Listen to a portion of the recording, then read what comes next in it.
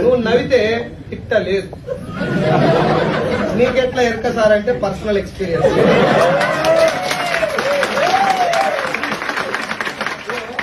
నేను బాగా బయట తిరిగి వస్తా.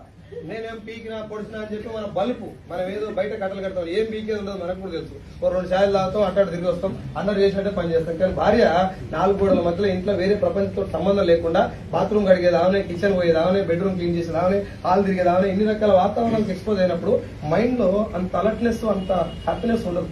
ఒక ఏమంటారు కంప్రెస్డ్ మైండ్ కి లోన్ అయిపోయి భర్త వచ్చినప్పుడు ఏదైనా హ్యాపీగా ఉంటాను నువ్వే ఇంకా పెట్టుకుని వస్తుంది కాదు.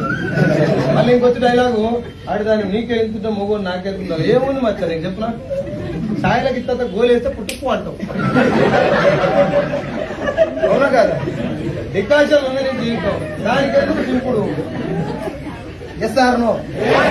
ఏం తిట్టినా పర్లేదు, నా పిల్లం నన్ను తిడుతుంది, ఎదురుగా నేను తిట్టినా పీకేది ఏం లేదు, నా వల్ల ఏం కాదు అనుకో. లేదు నేను ఇరుగదీస్తా, పలగదీస్తా, నేను తోపును, తురుము, తుపాకి, తొడిమే అన్నావు అనుకో, నీ తొడిమే ఇరిచి బాత్రూమ్ వేస్తాను. ప్రపంచం మొత్తంలో నువ్వు ఎవ్వంతోడనే గొడవ పెట్టుకో, పిల్లం దగ్గరకు అసలేదు. నేను ట్రై చేసిన గెలుద్దామని,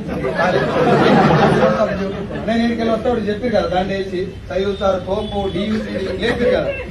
అవును అంటారు ఇంకా టైగర్ అంటారు మనం. నేను కూడా ఇంటికాడికి పోయినప్పుడు టైగర్ అనుకుంటా కానీ ఇంట్లో అడుగు పెట్టగానే అనిపిస్తారు టైగరే గాని టైగర్ మీద అమ్మవారు ఉంటారు, జాగ్రత్త.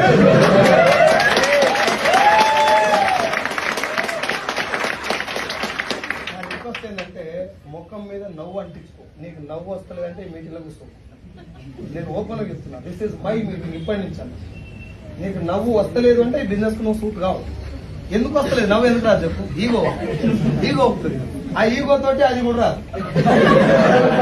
జలక దిక్కల రాజా, నిన్న మొన్న రాజా, చట్నీస్ లో తిన్న రాజా రాదు. ఎప్పుడు వీకేం తెలియదు. ఇప్పుడు